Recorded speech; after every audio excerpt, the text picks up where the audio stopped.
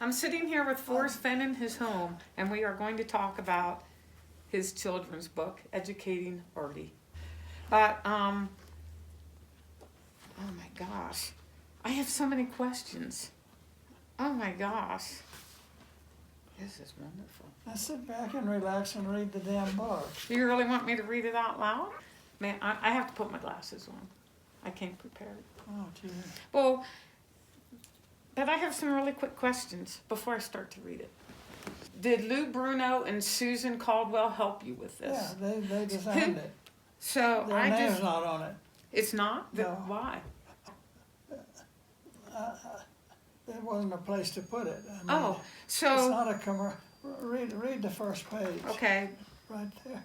the first page says, copyright 2019. This book is printed 100 copies, all rights reserved. This book is not for sale. Printed in Canada? What the heck? Why is it printed in Canada? Because they could do it in 5 days. Holy crap. So, oh my gosh, this is wonderful. Educating Ardi, and you did the stick figures, Mhm. yes? Mhm. By Forrest Fenn and Ardi. I won't say this. And then I Am Willie. Oh my gosh, this is so awesome. My question, I love the cover where it's like there's a cover on it and then you tore it and that's the title. Who came up with this? Susan? Susan, my That designer, is yeah.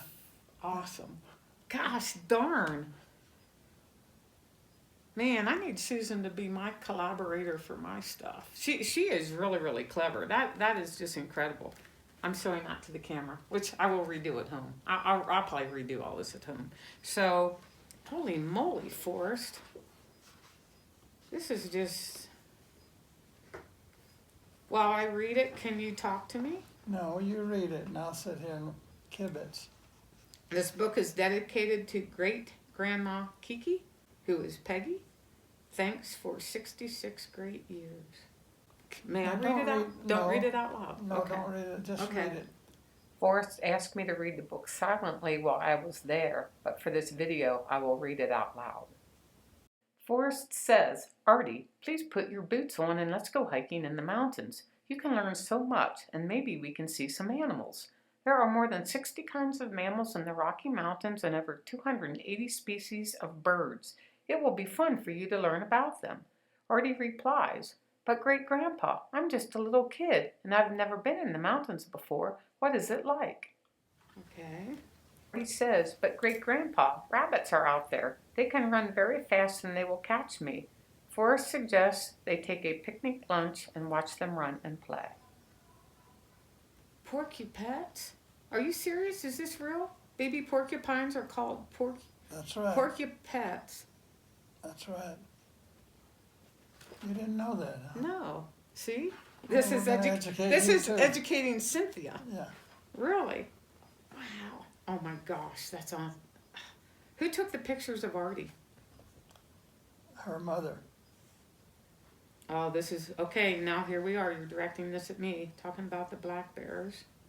Ardi says, but great-grandpa, there are black bears in the mountains. What if they don't want me to be there? Forrest says, Ardi, black bears are the smallest species of bear on the continent. Many of them are brown, but they still call them black bears.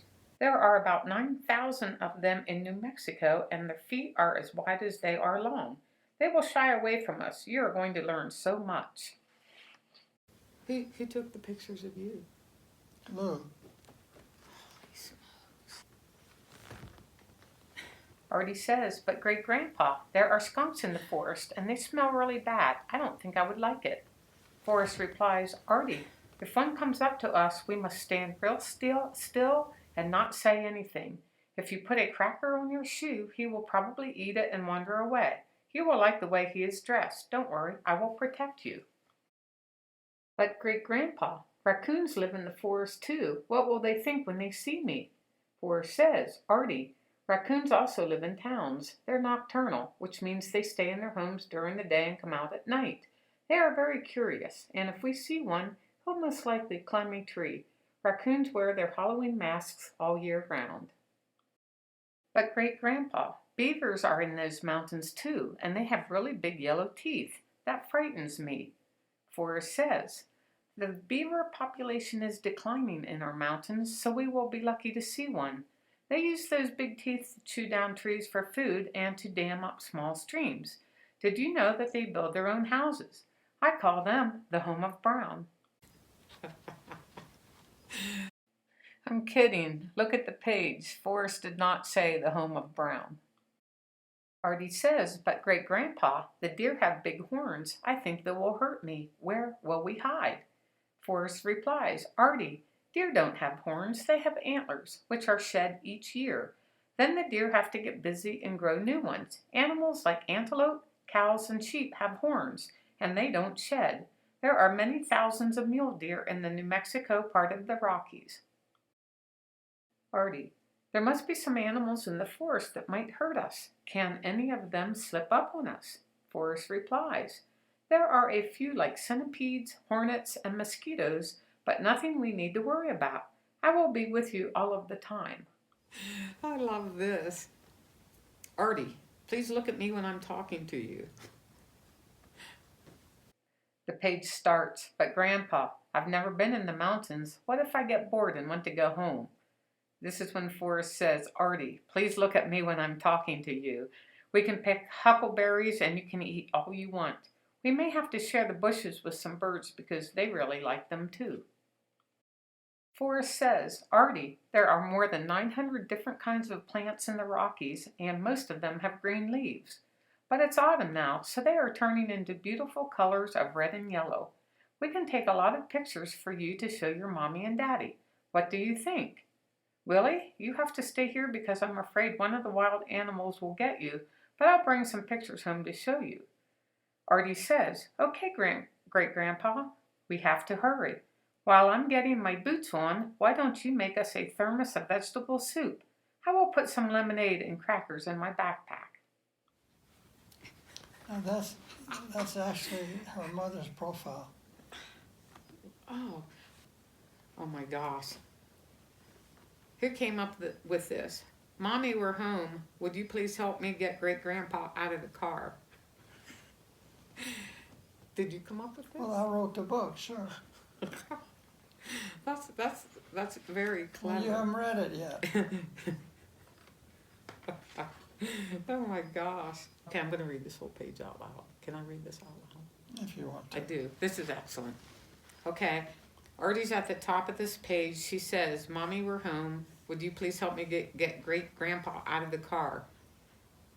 Ardi, it's late. I was worried about you. Why does Great-Grandpa need help? That's Ardi's talking to her mom. Ardi says, a porcupine frightened him, and when he was backing away, he tripped over one of the 900 different bushes in the Rocky Mountains and hurt his leg. But he's better because I made a crutch for him out of a tree limb, and he can walk a little. The porcupine was really educational to watch. I liked him. And then there's a picture of Forrest using a tree limb to walk. Okay, I'm going to have to read this too because this is educational for us searchers.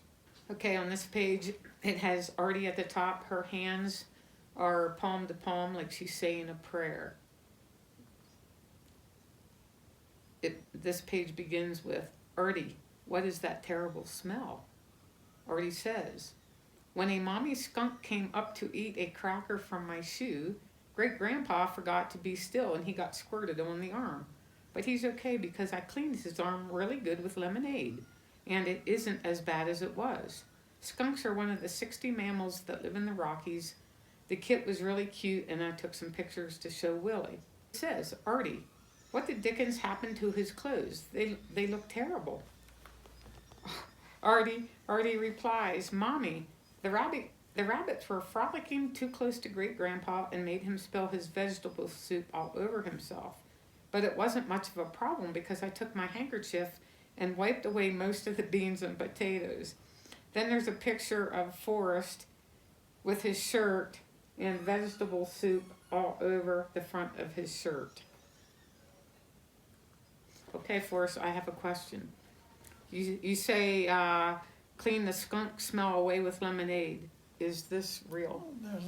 There's an old wives' tale that says if you get squirted by a skunk, lemon juice will take it off. But it doesn't really work because I experienced that Okay. one time. And in one of your books, In Too Far to Walk, you talk about having, it was your cruise liner on the Verity one, Yeah, maybe? Cruise liner on the And it Verity. was Bip that got squirted by a And skunk. then they crawled in the sleeping bag. And didn't you say that the vet or somebody told you to use tomato juice? Well, I read that. Yeah, tomato Right. juice or lemon juice. Or Okay. several different things. But it was It didn't work for me. So. Right. Okay. So I wondered. I had always heard tomato juice, but okay, lemon juice maybe.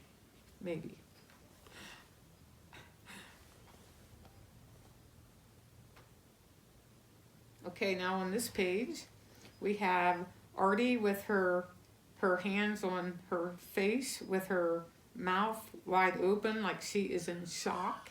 And there is a picture of Forrest wearing his brown hat with bites or stings all over his face. Says, Ardi, what in the world happened to Great Grandpa's face? Ardi exclaims, oh, that Great Grandpa didn't want me to tell anyone. Hornet nests are rare in the Rockies, but Great Grandpa was able to find one. He tripped over it while running from a curious raccoon. He wasn't feeling too well until I put mud packs on his eyes. I think he will be okay. There were so many hornets they nearly covered the sky. I put my head inside my coat and they didn't bother me. It was really instructive. Good picture of Forrest with mud. His eyes are like swelled shut and there's hornet bites all over his cheeks and chin. Have you actually ever encountered hornets? Sure. Like, did you accidentally hit a nest in a tree, or? I was with Bob Dunn one time we went on the Charlie Russell trail ride up on the Sun River in Montana, and Bob Dunn's horse kicked a hornet's nest. That was a mistake. Oh my gosh. But read what it said. Okay. So on to the next page. It was fun watching the birds eat mulberries. Since Great Grandpa spilled his vegetable soup, I gave him some of my berries. I think they made him feel better. I really liked the mountains, Mommy. They were so much fun. When do you think Great Grandpa will be able to take me again? Maybe next time we will see a bear cub. And then the last page has Forrest with an expression on his face.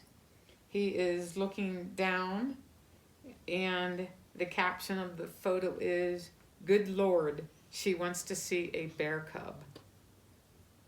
After all we've been through, now she wants to see a bear. Oh, I don't disagree. I want to see a bear every time I go out. There's Willie. And then the back is Willie. This is a wonderful book. So, how did this? What was the impetus, or what even got this started?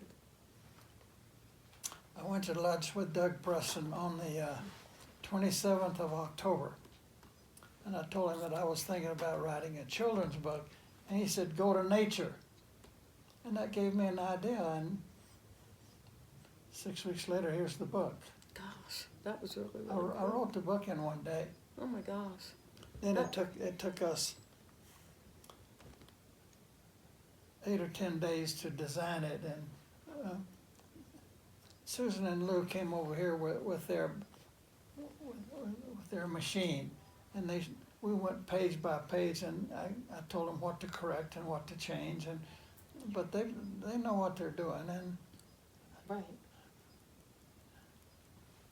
Well, I think the final product to me is just excellent.